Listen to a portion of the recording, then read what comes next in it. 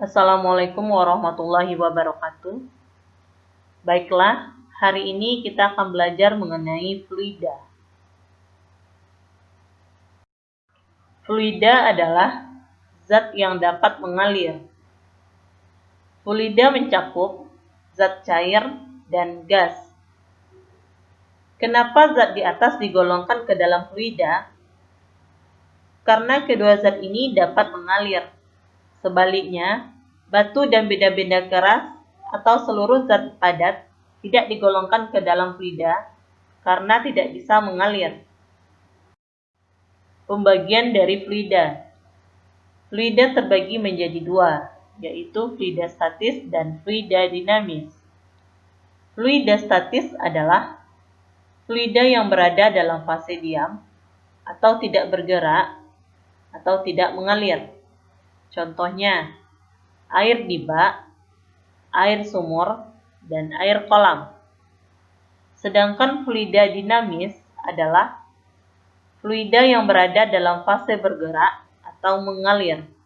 Contohnya air sungai.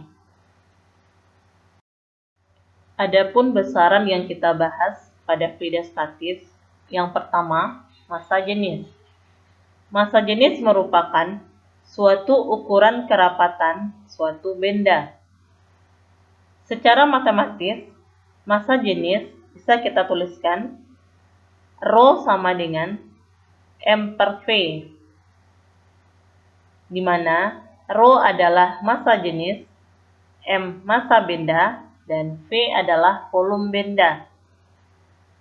Berikut adalah tabel massa jenis suatu benda atau zat. 2. Tegangan permukaan.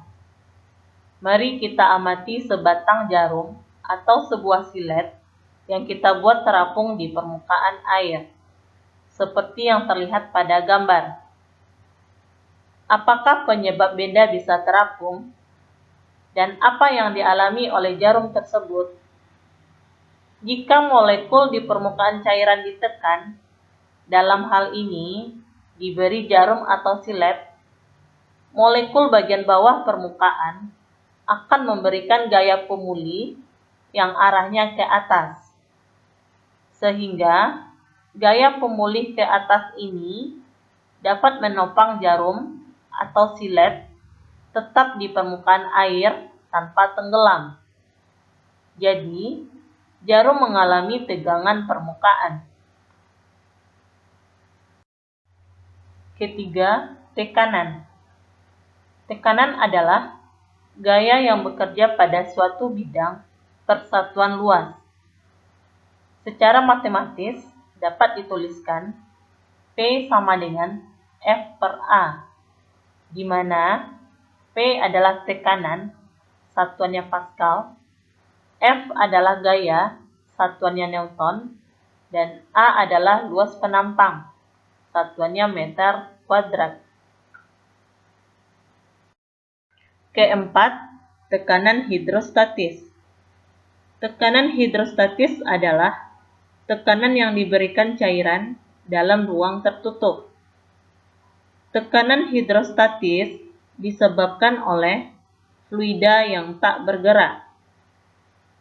Tekanan hidrostatis yang dialami oleh suatu titik di dalam fluida diakibatkan oleh gaya berat fluida yang berada di atas titik tersebut. Dapat saudara lihat seperti pada gambar.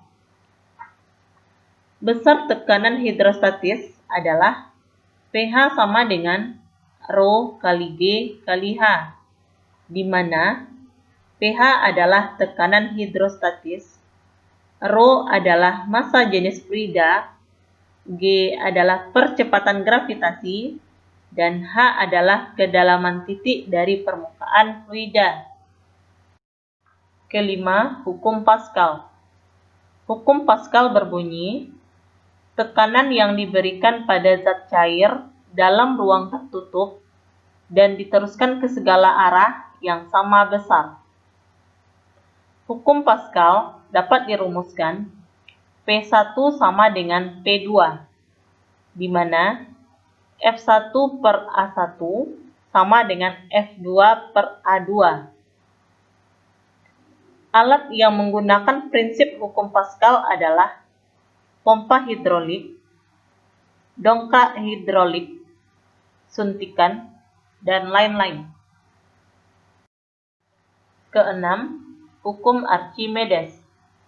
Hukum Archimedes berbunyi, suatu benda yang dicelupkan ke dalam fluida maka akan merasakan gaya apung yang besarnya sama dengan berat fluida yang dipindahkan.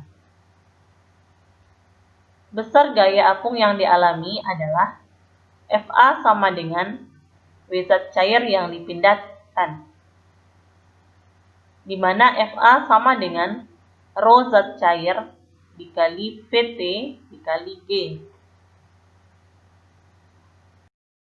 Berdasarkan bunyi dan rumus hukum Archimedes di atas, suatu benda yang akan terapung, tenggelam, atau melayang di dalam zat cair tergantung pada gaya berat dan gaya ke atas.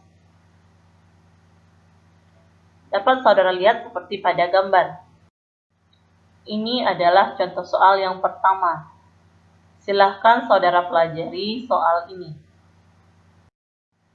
Dan ini adalah contoh soal yang kedua. Silahkan saudara pelajari soal ini. Demikianlah materi kita pada hari ini, yaitu mengenai fluida. Jika saudara kurang paham dengan materi ini, silahkan saudara baca modul yang Ibu berikan atau sumber lain. Terima kasih.